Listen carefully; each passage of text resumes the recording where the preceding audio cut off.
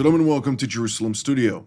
Amid growing friction between the Islamic Republic of Iran and Israel in Syria that has escalated into a direct confrontation between the two regional powers, during today's program we will try to analyze the prospects of moving from a war of words to a real clash between the inheritors of the mantle of the two ancient civilizations, the biblical kingdom of Israel and the Persian Empire.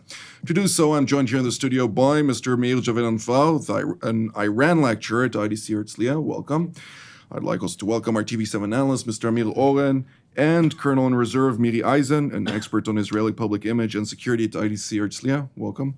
I'd like also to welcome Lieutenant Colonel in Reserve Reuben Ben Shalom, who is a cross-cultural strategist and columnist at the Jerusalem Post. Mr. Oren, give us a broader understanding of the latest developments in this specifically. Jonathan, you mentioned Syria, and that is evidently one of the two fronts in which Israel is confronting Iran, the other being the nuclear issue, which has seemingly been dormant ever since the six world powers and Iran have reached the agreement known as the Joint Comprehensive Plan of Action 3 years ago, but is now back in play because of the American withdrawal from it. So Israel has clashed with the Quds force of the Revolutionary Guards in Syria, not far from its own boundary on the Golan Heights, and it is apparently back to the drawing board regarding attack plans against the Iranian nuclear infrastructure if Iran goes back to enriching uranium and trying to build a nuclear weapon. So on both of these tracks, what we see is an escalation over the last several months. All eyes are now on Syria, where Russia is a key player. But what we may see quite soon is that the nuclear issue enters center stage again. Mr. Javedanfar, when we look at the last major development, which happened when Israel retaliated for 20 rockets that were fired by the Quds force or Shiite militias that are proxies of Iran towards Israel, it fired at 50 installations across Syria belonging to the Quds force and its proxies. To what degree, considering the fact that the Iranian regime and the Iranian people at large are very proud people, can we expect a certain decisive retaliation from Iran, as it seems like they are quite calm with regard to this? I think somewhere along the line they're going to retaliate, but I think we shouldn't make the mistake of putting the people of Iran in this war. Let's not forget, we have to ask, why is it the Revolutionary Guard is there in Syria, not the army? Because the job of the Revolutionary Guard is to guard the revolution, and this is a revolutionary issue. This is not a nationalistic issue. And recently, the deputy commander of the Revolutionary Guard said, the word Islamic Revolutionary Guard Corps does not contain the word Iran. This is about the revolution. This is not about Iran, the country. And also, let's not forget that, just before I came to this show, I was looking at something like 15 different newspapers in Iran. There's a site that shows them. In Iran, there's many things that can be debated, relations with America, relations with Saudi Arabia, open debates now. And even somebody today criticized the judiciary in front of the supreme leader. But one topic that's censorized is Syria. The Iranian regime, why does it censor an issue? It knows that the people of Iran are against it. So I don't think this is a popular war. But the Revolutionary Guard believes that being in Syria is protecting the revolution of 1979. And I think they will continue to be there because this is the biggest achievement for the regime. And if you want to look at it, if you just associate it with Iran for a moment, for Iran in the past 2 centuries, we were living in Iran during the 7 years of the 8-year Iran-Iraq war. 300,000 Iranians were dead, 500,000 Iranians injured, $500 billion worth of damage. Iran could not even get to Basra. Today, it's in Syria, it's in Lebanon, it's in Yemen, it's in Iraq, 2,000 dead Iranians. The Iraqis pay for the 300,000 militias who are under the command of Iran in Iraq. Syria costs $5 or $6 billion, but most of that people don't understand. It's not cash. It's oil credit. It's oil credit. And so, this is a huge success for the regime based on a minuscule fraction of what it paid when it fought Iraq. Colonel Eisin? When I look at what's happening right now in that sense, I don't know the Iranian people or regime in that sense. I look at it right now as a military confrontation and as one that has to do with geopolitics of the Middle East. The Iranians have more than one issue. There's the revolutionary issue, but there is that domestic issue of how they contend right now with their own people. Iran is in a place called Syria. I want to emphasize, we keep talking about Syria, and people have a sense that there's this country that Iran has come and is sitting in. There is no country called Syria. There isn't a dysfunctional government called Syria. It's a territory that in the last 7 years fragmented into thousands of little pieces. And Iran now is cutting, in that sense, the coupon of being able to establish dozens of military installations in that area closer to our border. For me, it's a question of time, and I say it sadly. I don't see anything stopping right now a big-scale confrontation between us and them. Colonel Ben Shalom, we could see in the recent weeks various attacks by Air Force capabilities, which some were attributed to Israel, others Israel claimed responsibility for. To what degree does Iran actually raise concern with regard to those attacks and perceive those attacks as an aggression against specifically its homeland, against Iran itself, or against a regime, as Mr. Javedanfar made this distinction between the two, which cannot be separated today from Iran as it is leading that country? To what degree is this going to lead us to a certain point of no return when it comes to, as Colonel Eisin also stated, a confrontation that is inevitable? First, unlike Israelis, where we in a way fear what Iran intends to do here and what they intend to do to us, and we talk sometimes about Iran in existential terms when it comes to nuclear weapons, remember that Iran knows, I hope they know, that we want nothing from them. We mean them no harm. Of course, certainly we have nothing against the Iranian people. But because this is a game of interests, Iran knows very well that we threaten their interests in the region. Specifically, the playing ground, which is now Syria. I think eventually there's going to be some kind of equilibrium there. I'm not very concerned about Syria. But right now, we're endangering their interests there. I think the Israeli government is doing a very good job now at defining red lines and strongly enforcing them. So I think the Iranians may even respect, I hope this is the way it's perceived there, maybe even respect the fact that we have interests, we define them, we enforce them, and also look at their response that they just declared now that this closes this round for some reason, their pathetic response. I don't know why it was so pathetic. And after that, we did this overwhelming blow to them.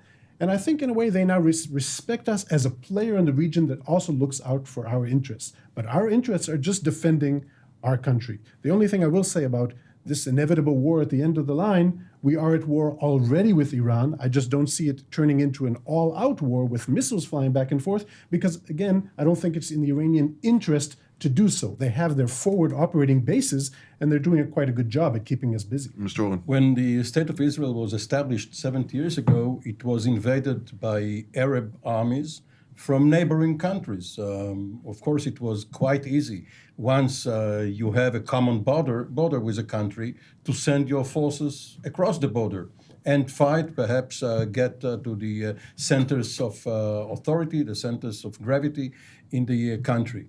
But by the same token, your own country can be invaded by Israel. And once Israel has become a strong military power, this is what happened. And I'm talking about Egypt, Syria, Jordan, and Lebanon. The one country which invaded Israel and did not have a common border with it was Iraq. And therefore, the armistice agreements following the 48 war one of them was not signed with Iraq. Iran is the new Iraq. It doesn't have a common border with Israel, which is why it saw fit to have a launching pad in a neighboring country, namely Syria. However, this is also its weak point, because even though you are right, Miri, there is no Syria, nevertheless, ostensibly at least, it can ask all guests to leave. And if the landlord there, the master of the house, is Vladimir Putin, he tells Bashar Assad, please tell your Iranian guests, our Iranian friends, that they have outlasted their welcome. It is time to go. And this is because Israel has managed, by its crisis vis-a-vis Iran over the last several months, from February on, managed to convey to Russia that it is in Russia's interest to kick the Iranians out of Syria. This seems to be a very successful ploy on Israel's part. Nevertheless, Mr. Javedanfar, you stated in the past several times that the Russian capacity to urge or force the Iranians out of Syria is close to null, not being able to really influence its ability to distinguish between, of course, Iranian interests and Moscow's interests when it comes to the Republic of Syria. To what degree do you believe that the Iranians are wary of the situation? Do they listen to the Russians to a certain extent, or is it more pressure from domestic issues within Iran that will eventually dissuade the Iranians to pull a little bit back? I think it's a combination of factors. Look, people in the moderates, some people dismiss Iranian politics. It's all the same. It's all ayatollahs. It's not true. In the moderates and the reformists, they are blue in the face with anger in terms of seeing how many times Russia has turned its back on Iran and broken agreements, and Khamenei doesn't say anything. But of course, now Trump, and he did break the agreement. When he broke the agreement, Khamenei was out there lambasting him.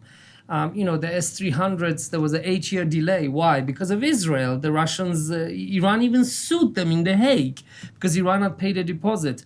So, look, in terms of Russia right now, the Iranians, the regime, the biggest threat facing the Islamic Republic of Iran, and they say it, is soft power, is not hard power.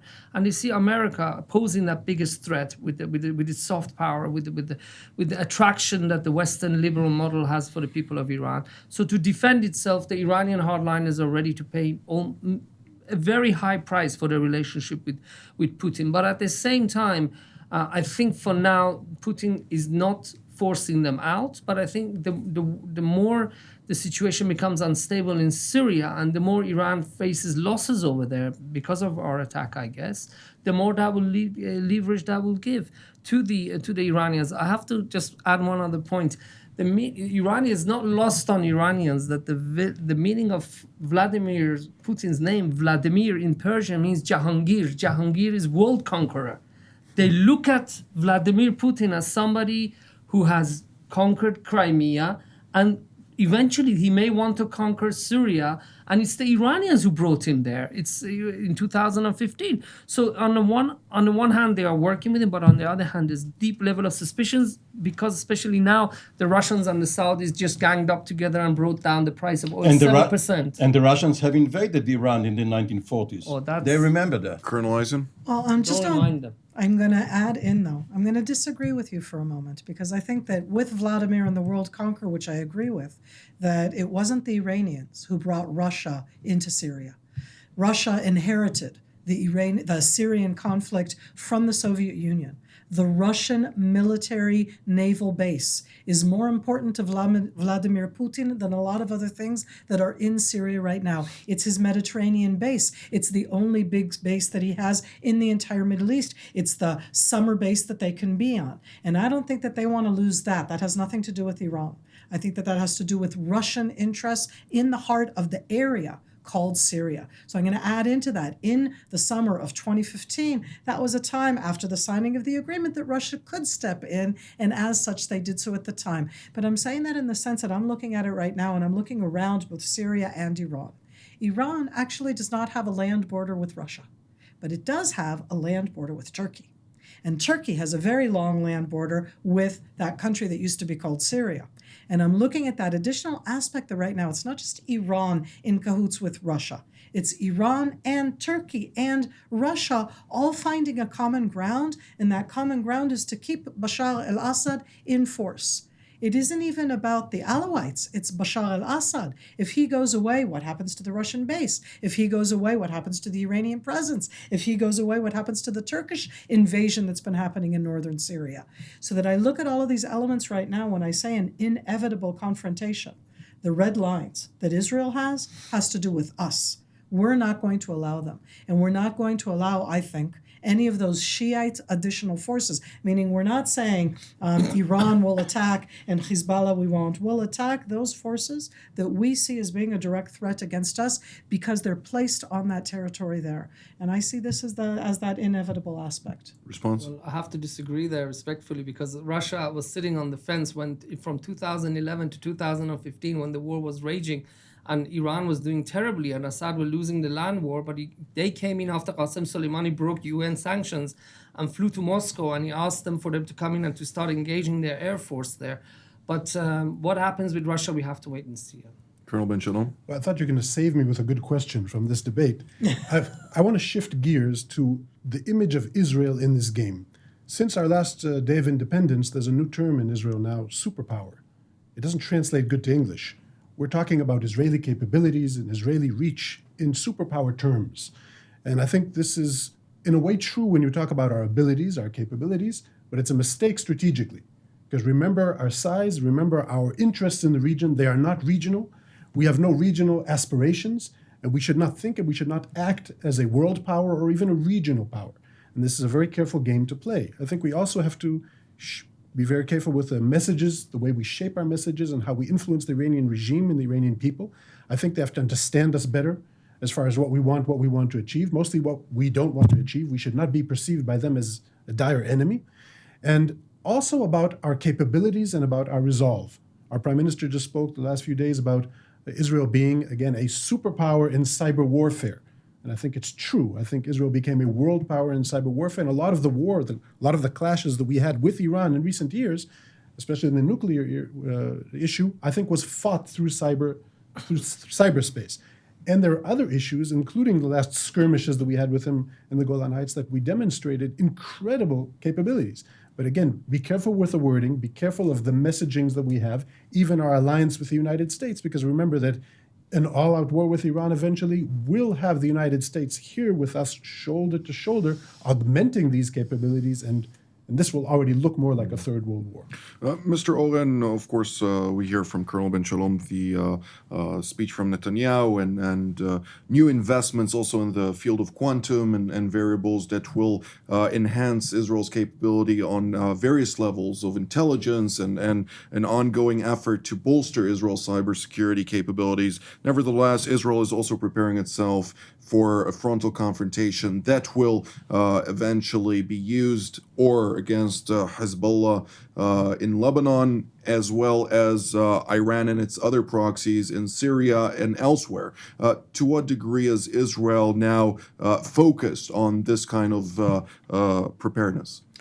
Fighting by proxy is a traditional art in the Middle East. Israel and Iran collaborated in the 1960s and 70s in helping the Kurds of Iraq distract the Iraqi army from attacking both Iran and Israel. And of course, Hezbollah is perhaps the most potent Iraqi proxy. There are also the other Iranian proxy. Iranian. There are also the Iraqi militias and Afghan militias, various Shiite militias, which are Iranian proxies. This is an important point because Israel is now facing only armed militias and organizations. There is no national security threat from another nation state as we are speaking. We may see regime change in Egypt or Jordan or Syria, all of a sudden Phoenix-like coming back as a military power. But as of now, Israel is only facing Hezbollah and Hamas and lesser organizations. The only exception being Iran, which is why the Israeli military is dead set against Iran being entrenched in Syria.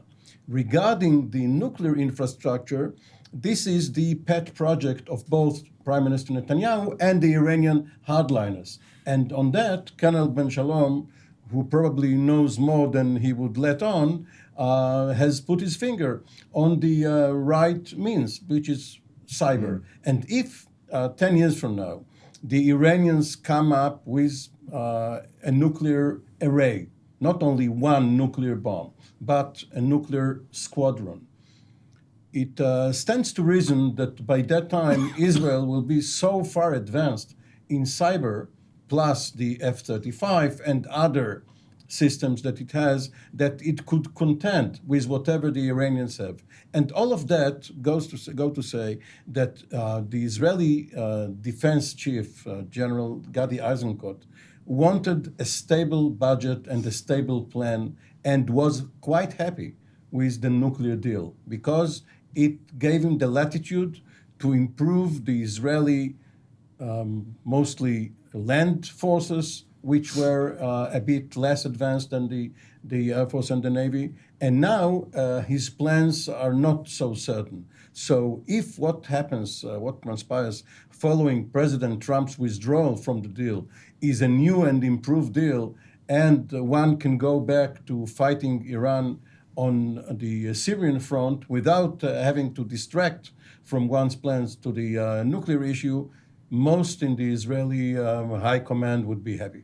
Mr. Javedanfar, to what level is Iran preparing for war with Israel?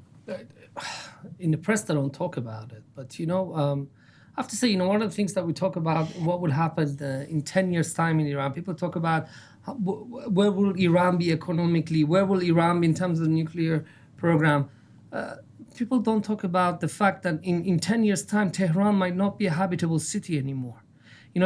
Because of the drought, there are sinkholes appearing once a month in the city itself. Now the two major water reservoirs in the south of the city are drying up, which means that there could be massive dust storms. Tehran is already one of the most polluted cities in the Middle East. So you add the dust storms to that. Iran. The demographic map of Iran is going to change within 10 years' time. People living in the areas next to Pakistan, the Sunnis next to Pakistan, and Iranian Arabs on the border next to Iraq, they will have to move more inland. Some of these people, if I were in Iran, I'd be worried about the Syrian war dragging on for more than 5 or 6 years' time.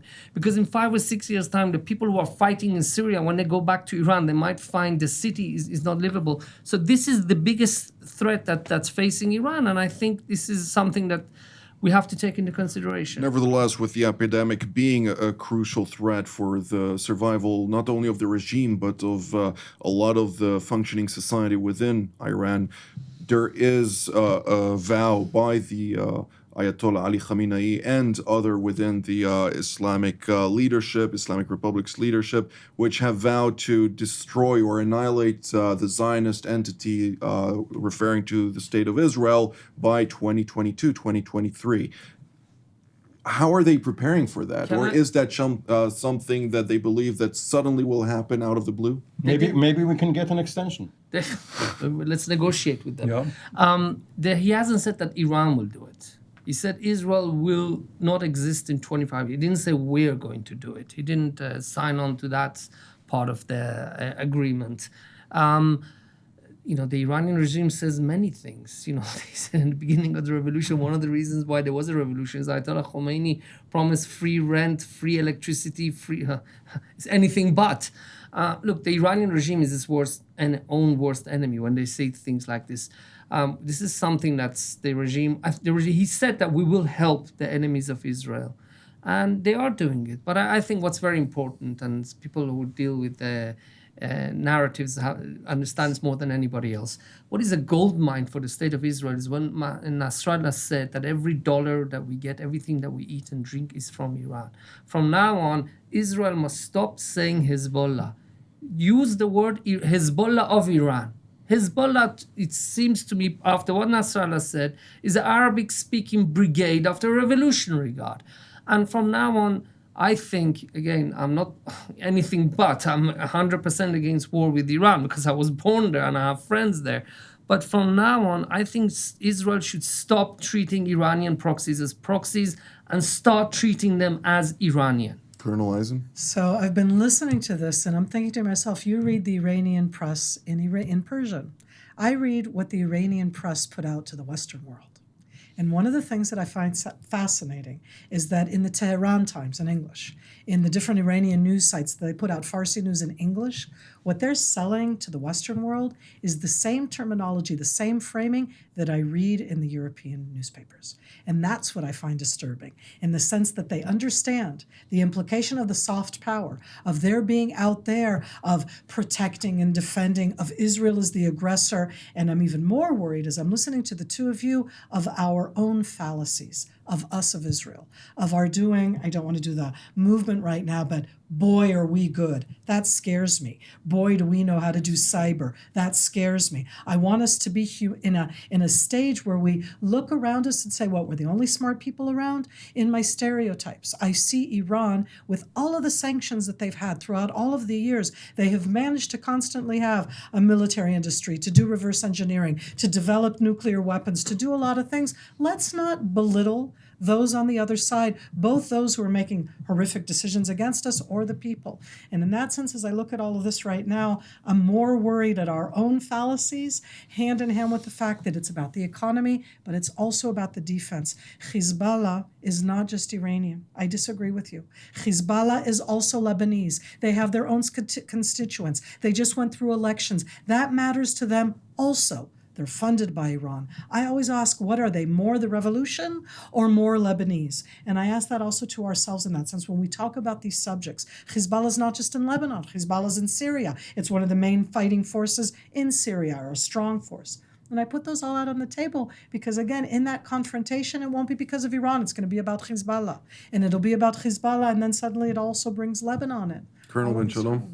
Israel completely changed its strategy. It used to be in the past that our enemies build up their force, we build up our force. Then the first 24 hours of the war, we do a major strike, take out strategic capabilities, and ultimately we win a short war. Hopefully. Hopefully, till now we survived.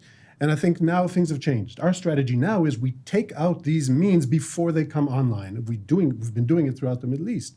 And the second thing that's changed completely, dramatically, is the rhetoric of our leadership. That means we are doing a lot, but also talking a lot and talking too much.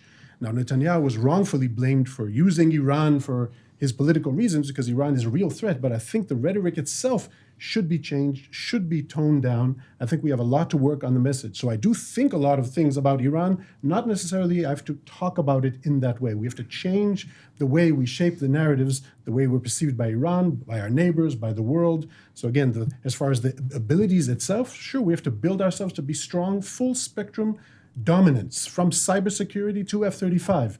But the way we present ourselves, I think, should be toned down. Again, not a superpower, a country that wants to survive, that wants to defend itself.